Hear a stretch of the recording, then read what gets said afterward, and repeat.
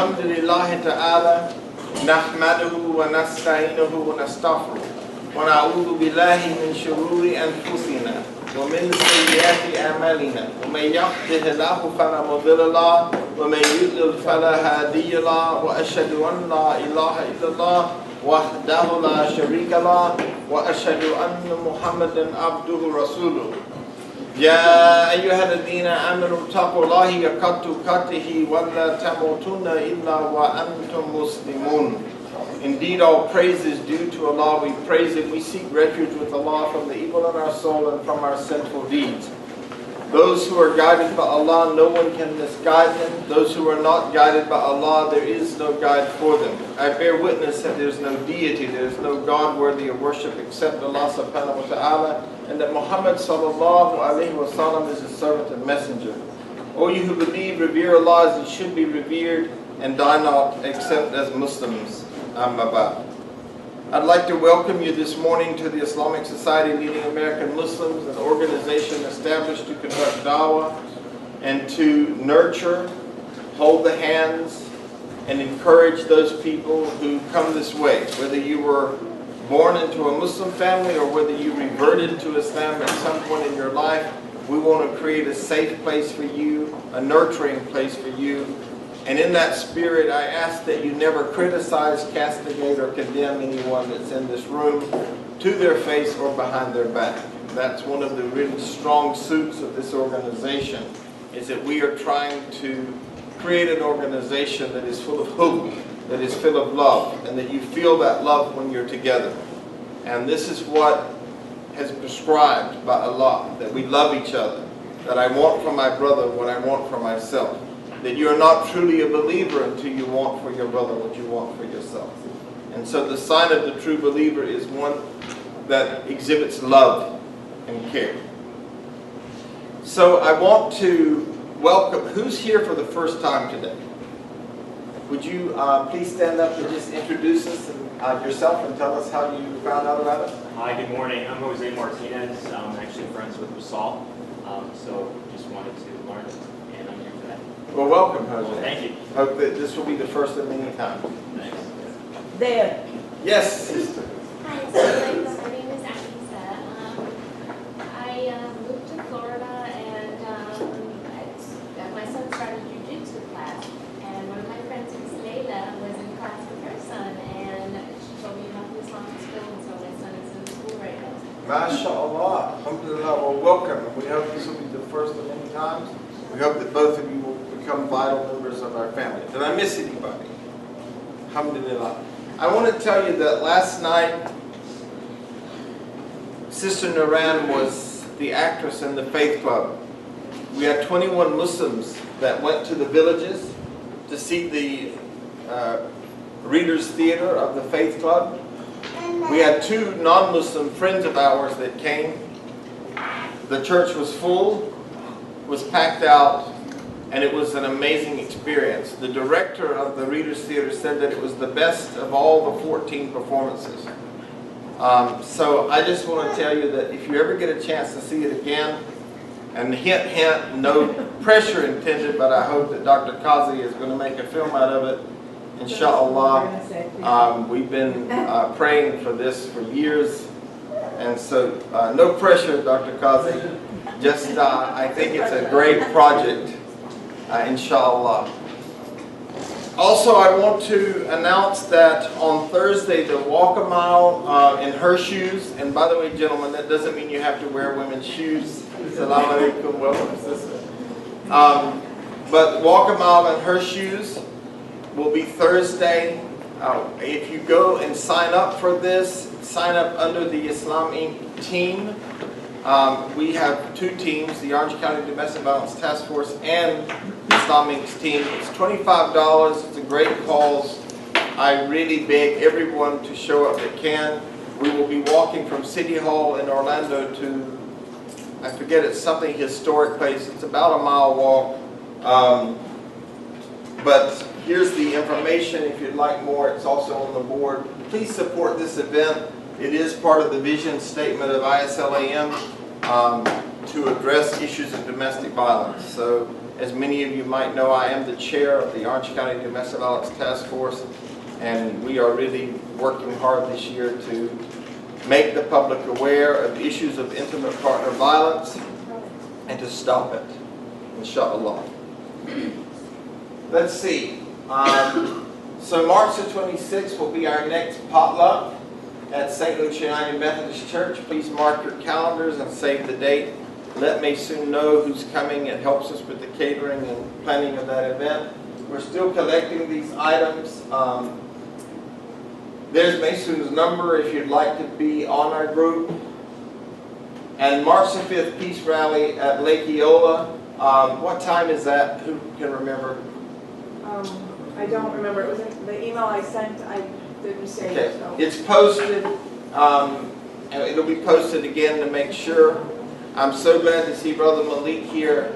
He had a surgery this week again. And so, alhamdulillah, I'm so glad you're here, brother. We've been praying for you, making dua for you. Alhamdulillah. So, mashallah. I think that's it for the announcements. Can't think of anything else. Last week, we began to talk about the 180th verse of Surah Baqarah, which talks about wills and bequests. And if you remember, there was one surah that came, and then another surah came abrogating that surah and explaining exactly how Islamic wills work. Do you remember that, everybody that was here? Alhamdulillah. Okay. And several people expressed that I continue on this subject. There's a few things that I feel like we want to talk about. And then interestingly enough, today, inshallah, we'll be moving into verse 183, if I remember correctly, which talks about 184, which talks about fasting, and we'll talk about that. And I believe that June the 6th or 7th will be Ramadan this year. So mark your date, June the 6th or 7th. It's right around the corner, and so we need to start preparing for that. I will obviously break away from this. I think it's amazing how Allah orchestrates things, that this verse comes into play today. I think on the 7th of May, then I will start teaching in preparing your hearts for Ramadan, for the month of abstinence, inshallah. So the Islamic will in Arabic, or wasiyya, is a set of instructions that come into effect after a person's death. The will is acted upon after the payment of funeral expenses and any outstanding debts. In Surah An-Nisa, verse 12, in what your wives leave, your share is half, if they leave no children. But if they leave a child, you get a fourth, after payment of legacies and debts. And what you leave, their share is a fourth, if you leave no child. But if you leave a child, they get an eighth, after payment of legacies and debts. So this is the proofs where I mentioned before in the last class that often when you go to a janazah prayer, whoever is the eldest member of the family, or the sort of what we sometimes call the caregiver, or the primary responsible party, will stand up and say if anyone had any debts or anyone had any loans needs to be settled, please come and let the family know. And this is where that comes from. We have a responsibility to take care of that. Islamic law allows a person to bequeath up to one-third of his or her estate to whomever he or she wishes. Now, I'm going to cover this in a little more detail later. One of the reasons I like to specifically cover this for new reverts is that somebody came along and said to me flat out after I embraced Islam, you can't inherit any money from a kafir. And that's the way they said it. And then they referred to my parents, which didn't make me feel very good at the time. And just to clarify, we can't call anybody a kafir unless they have declared that. We don't know what's in the hearts of people. There's 8 levels of kafar, but we just are not allowed to do that. So we will talk about that more and what that means. But keep in mind what I just said. Islam allows a person to bequeath up to one-third of his or her estate to whomever he or she wishes. Okay. providing the beneficiaries are not from amongst those who will benefit from the remaining 2/3. Those who are entitled to the final 2/3 of the estate are set out in chapter 4, and we went over this last week. We actually listed them. It's a little complicated. We will look at it one more time today, inshallah. But I recommend, if you want to calculate this, there is a site called www.inheritanceCalculator. www.inheritanceCalculator. And it'll actually help you do this. Now, if you don't do it and get a lawyer to codify this, I think that's the right word, then it will be handled according to the state. And remember, I talked about dying intestate, and that means that the state can actually get tax it on about 30%, right, yes? No, you don't know, okay. Yeah, it's a huge amount. I can tell you that. You do not want to die without a will. And there's not anybody in here in this room that's not going to die. I hate to break it to you. But there are no exceptions to that rule. So you really want to take this into consideration. And I want to remind you again that if you have children and you die without a will, who gets to make a decision about those children's lives? The state. The state. And that could mean that your children ended up in the hands of non-Muslims. So you definitely want to have these things done by an attorney. It's very important. You know, I teach everyday stuff, so we've got a few people that haven't been here for a while. What a class to come back to. I'm talking about death and wills. But you know, we talk about practicalities in this class. We look at the Quran and how it applies to us today in the Sunnah. And it's very, very important that you have a will, and that if you have children, you have a guardian that will take over after you, that you would like to take over, that you would feel good about. And I was telling you last week that at one point, my wife and I had 17 children on the list that people had asked that if anything happened to us, it was in writing, we would like you to take care of our children. So I don't know what would have happened if I had 17 children, but when one of the Prophet Muhammad sallallahu alaihi wasallam's close companions suffered from a severe illness, he asked how much of his vast wealth he should bequeath as a gift, because he only had one daughter who qualified to be an inheritor under Islamic law. The Prophet sallallahu alaihi wasallam stated 1/3 and said, it is better to leave them rich rather than poor and destitute. Now, the whole of the Islamic will area of Quran, and there are 3 verses that address this in the Holy Quran, should be addressed with an understanding of the context of the Arabian Peninsula with which it was revealed.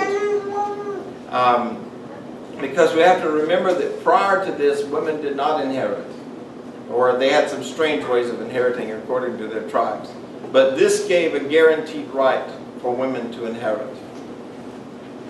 Islamic laws of inheritance have been praised and copied by many individuals, law firms, and academics in the West.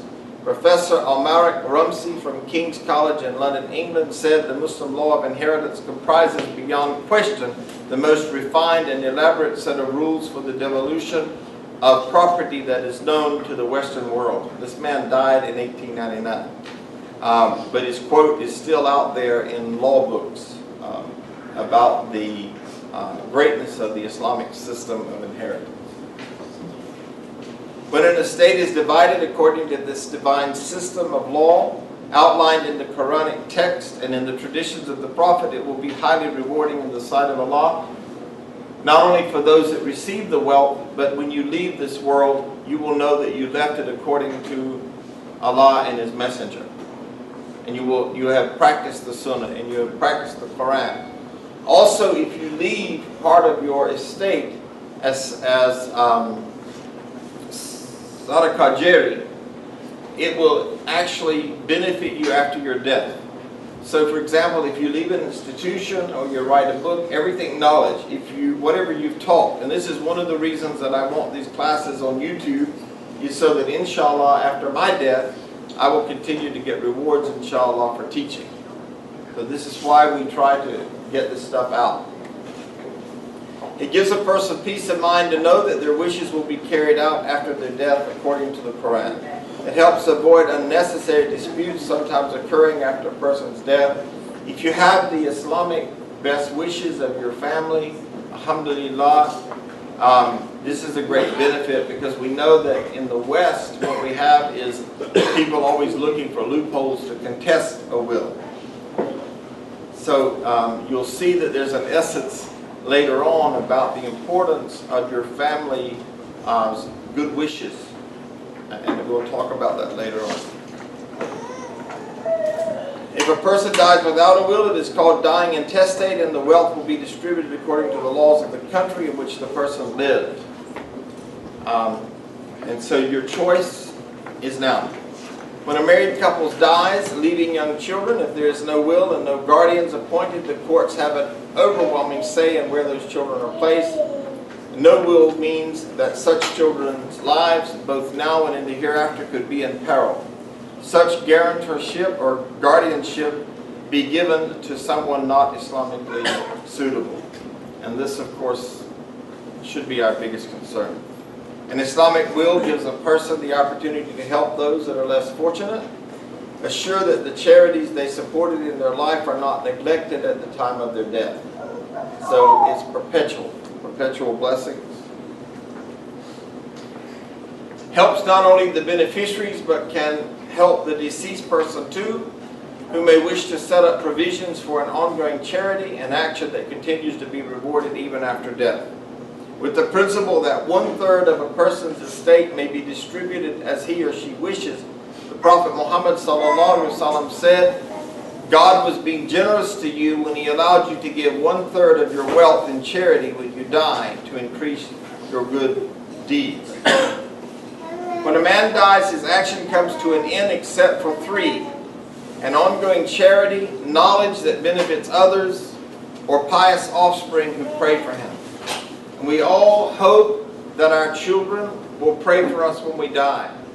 And if you didn't know this, all of the children that I'm blessed to have in here today, mashallah, it touches my heart so deeply to have such a class of diversity and to have so many young people in here. It is very, very special, mashallah. It means so much. But what I want you to hear is that as parents, we want you to pray for us. When we die, we want you to pray, because that continues to bless us and reward us in the grave. So it's very important. Examining inheritance, we pay particular attention to the rights and responsibilities as defined by the Islamic law. The money and the property we possess in this life is a trust and a manna from Allah, and our responsibility to use it for His sake extends beyond our death. For on the day of judgment we will be asked about our wealth and how we spent it. The 2 feet of the son of Adam will not move on the day of judgment in front of his Lord until he is asked about 5 things: about his life and how he lived it, about his youth and how he lived it, about his money and how he earned it, and about what he spent it on, and what he did with his knowledge. And this is why I just want to cover these a minute. Whatever you learn, go out and teach somebody. Let me say it again. Whatever you learn, and you have authentic sources, go out and teach somebody.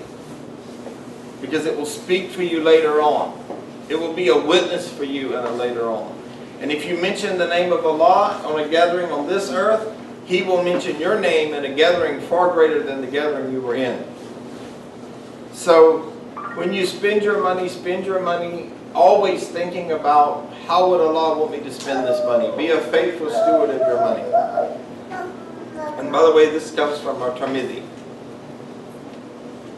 In Surah 4:11, and thus directs you as regards your children's inheritance, to the male a portion equal to that of 2 females. And I want to touch on something. Imam Sheikh Dr. Taha Jabir al-Awani, who was my teacher for 3 years, talks about this, and he says that in the fiqh of minorities, we have to address the situation in the context in which we live. Remember that this was designed for a Muslim family whereby a pious brother who inherited twice as much as a sister would take care of his sister.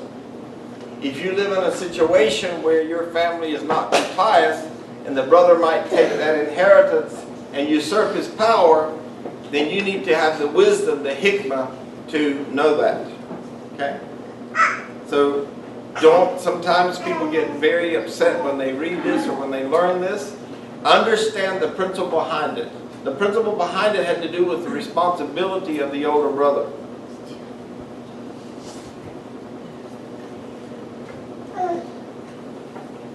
If there are only daughters, 2 or more, their share is 2/3 of the inheritance. If only one, her share is a half. For parents, a 6th share of inheritance to each if the deceased left children. If no children and the parents are the only heirs, the mother has a 1/3. If the deceased left brothers or sisters, the mother has a 1/6. The distribution in all cases is after the payment of legacies. He may have bequest or debts. You know not which of them, whether your parents or your children, are nearest to you in benefit. These fixed shares are ordained by Allah, and God is ever all-knower, all-wise. So remember www.inheritance.calculator. It's where you can go and actually calculate this Islamically.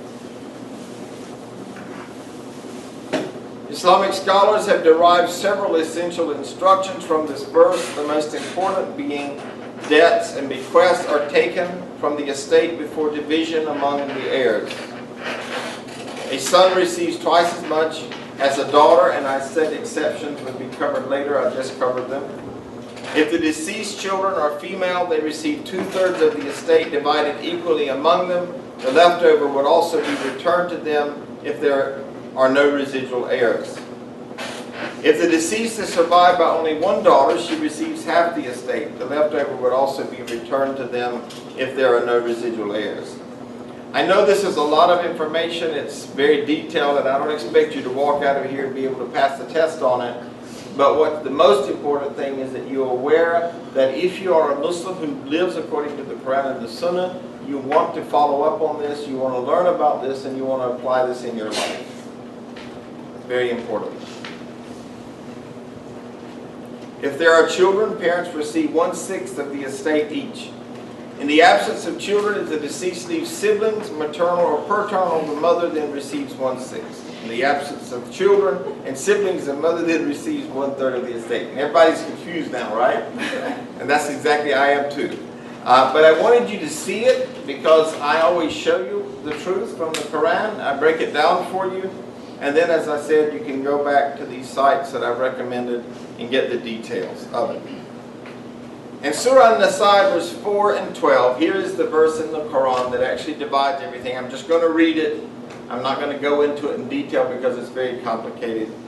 In that which your wives leave, your share is a half if they have no child. But if they leave a child, you get a 1/4 of that which they leave after payment of legacies, that they may have bequest or debts. And that which you leave, there your wives' share is a 1/4 if you leave no child. But if you leave a child, then get an 1/8 of that which you leave after payment of legacies, that you may have bequest or debts. If the man or woman leaves inheritance is in question, has left neither ascendants nor descendants, but has left a maternal brother or sister, each one of the two gets a 1/6. But if more than 2, they share in a 1/3. After payment of legacies, he or she may have bequest or debts, so that no loss is caused to anyone. This is a commandment from God, and God is ever knowing, most forbearing. So obviously this is not the kind of verse you will read today and walk out of here and know how to do this. It almost sounds like you need a calculus theorem to work it out. But obviously, as I said, there are people that specialize this, and it has to be taught, and it should be observed. Islamic scholars have derived a number of rulings from this verse. If a married woman dies without children, her husband receives half of her estate. If there are children, he receives 1/4. Now, what do we know in the Western law? That if a man dies upon his death, the wife inherits everything in the beginning. If the woman dies, then the man inherits whatever it is. And then after they both die, the children inherit. It's a little different in the Western world. A wife is a woman who was married to the deceased when he died. If there is more than one, maximum of 4, the share is divided equally. A wife's share of her husband's estate is 1/4. If there is no offspring, if there are, her share is 1/8. The shares for males and females of the same rank, brothers and sisters, sons and daughters, etc., are the males receive twice as much as the females. The maternal siblings are the only exception to the above rule. If there is only one marital sibling, sibling, he or she receives 1/6. If there are 2 or more, they share 1/3. Wow, I read this 3 times and I didn't know it was so boring. Forgive me, but I'm just being honest. Are you explain after why? I'm going to recommend, remember what we said about the camera? I'm going to recommend that you go to these sites and it'll figure it out exactly for you. You just simply put a check. No, I just want to understand. I don't think it's going to tell me why the She wasn't women there get for that less part. than the men. Okay. Yeah. We have a little bit of a problem in that it's very hard to explain, but we have a bigger problem in that when we ask questions, what we're going to try to do in the future is put our questions on a card, and I'll answer them in the next class at the beginning, because what's happening is it's affecting the YouTube videos, and people can't hear, and people lose track, and we've received a number of complaints that when people ask questions, they can't hear the questions, and then there's like a 3-minute pause. And so, inshallah, if you write down exactly what you want to know, I'll try to answer it next week, okay? That's what I'd like to do. You didn't hear that announcement that I made. I think you came a little late, right? Yeah. Okay, sorry about that. I'm sorry. I'm not asking you to answer the question now. I just wanted to know if you were going to explain it to us that in the future. Let me know exactly what you want me to explain, and I will. Okay. A man came to the Prophet Muhammad ﷺ and asked which charity is the most superior in reward. He replied, the charity which you give out while you are healthy and are afraid of poverty and wish to become wealthy. Do not delay it. Oh, thank you. A man came to the Prophet Muhammad ﷺ and asked which charity is the most superior in reward.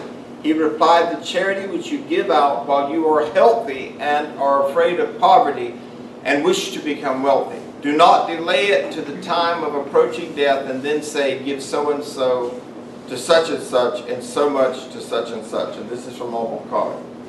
Very important, because verbal agreements on your deathbed are not going to hold up in any court of law in the United States of America, for sure. So it's very, very important. And the best time to give anything away is when you're alive. And my grandmother used to say, give me my roses while I can smell them. So I think it's very valuable if you have a gift to give someone, to give it to someone when you're alive. And as a matter of fact, if you study this in this country, there are a lot of tax benefits and other benefits for you. But I'm not a lawyer, so I'm not even going to go there. I'm just going to put that out, and then you can research that on your own. But there are many benefits in giving gifts. Do not delay giving charity until you feel unwell and fear that death may be approaching, because at death it becomes too late, for your wealth is no longer yours, it becomes that of your inheritors.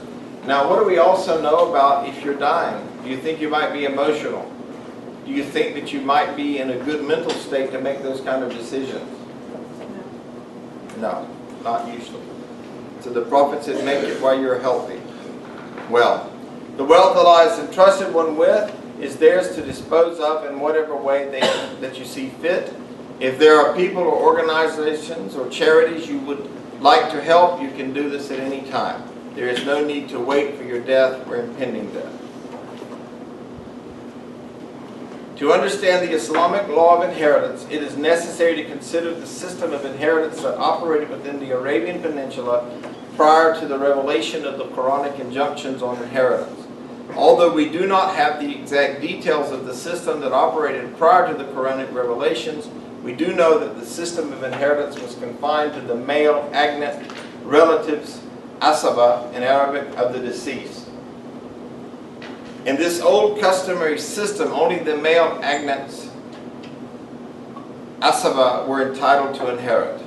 Amongst the male agnets, there were rules of priority which determined which of the surviving male agnets were entitled to inherit.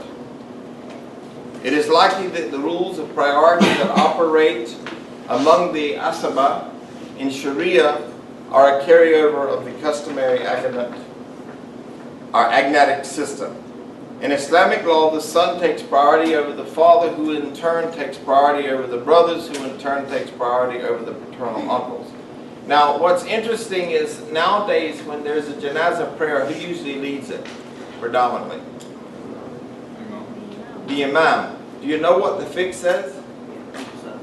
It should be the son, or if it's a child, it should be the father.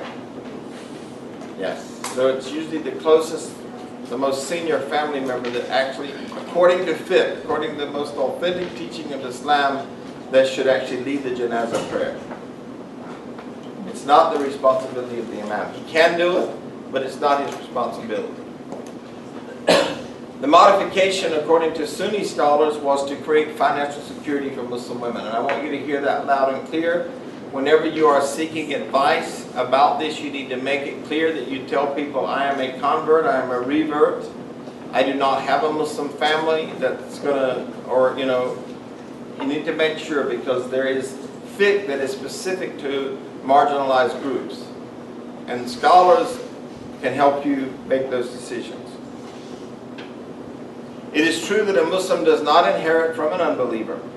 Usama bin Zayd related that the Prophet ﷺ said the Muslim does not inherit from the unbeliever, and the unbeliever does not inherit from the Muslim. And this is found in Sahih Bukhari and Sahih Muslim. Is my battery dying? Sorry about that. It needs a will. Will, 2 batteries.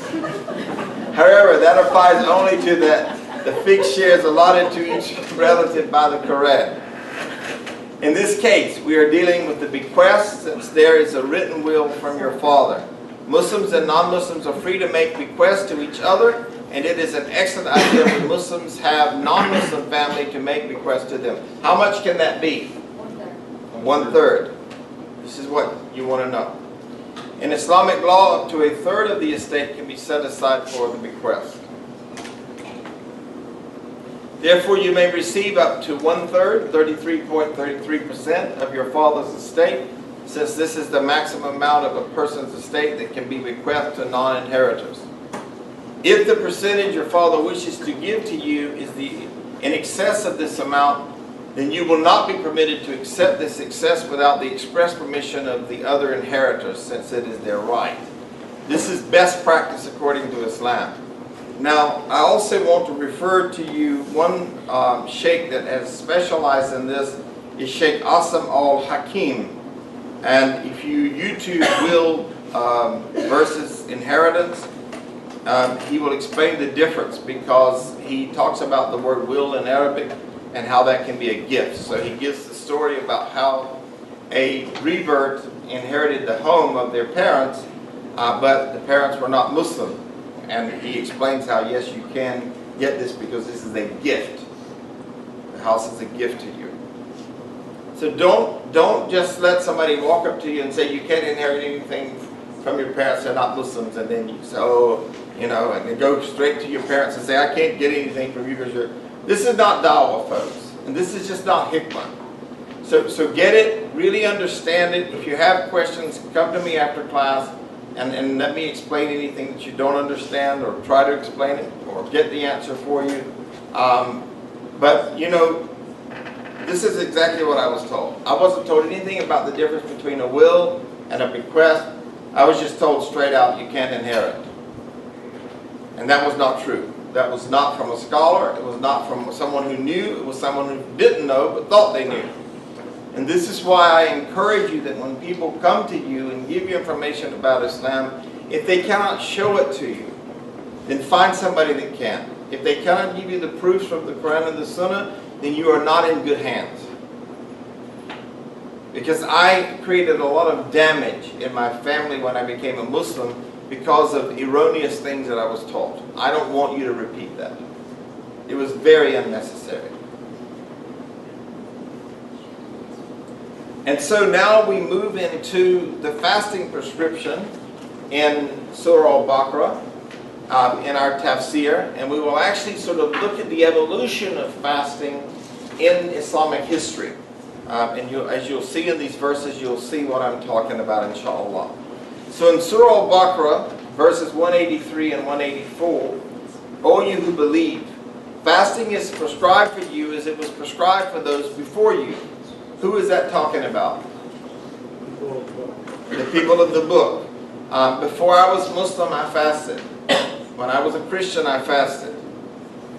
Jews fast. So the people of the book all had different fastings. That you may acquire or learn taqwa and self-restraint. I will talk a lot about this in the month before Ramadan, because it is the month of abstinence, not the month of indulgence. And I have to say this because most people's grocery bill goes up exponentially in the month of Ramadan, which does not make sense. If it is the month of abstinence, why is it the month of indulgence? And how can it be both? And what we find is that people go out and buy every delicacy they haven't eaten the whole year around for the month of when they're supposed to be abstaining. When their nafus is supposed to be being controlled and they're supposed to be obtaining taqwa, they actually are pigging out. I mean, that's really what's going on. And if you are in certain places, you'll see that the nafus is so activated by the time the fast breaks that people will push you out of line. Instead of approaching it and saying, mashallah, this is the month of abstinence. So tonight, instead of me eating 3 plates, I'm going to just eat 1. I'm going to, adhere to the sunnah. And I'm going to have 1/3 for water, and 1/3 for air, and 1/3 for food. It is the month of abstinence, folks. I want to say it over and over and over again. It's not the month of indulgence.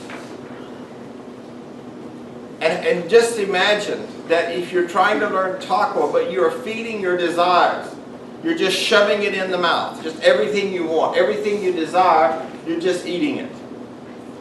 Isn't that sort of a conflict of interest? Fast for a fixed number of days, but if any of you are ill or on a journey, the same number should be made up from other days. And as for those who can fast with difficulty, that is, an old man or woman, they have a choice either to fast or feed a miskin, poor person, for every day.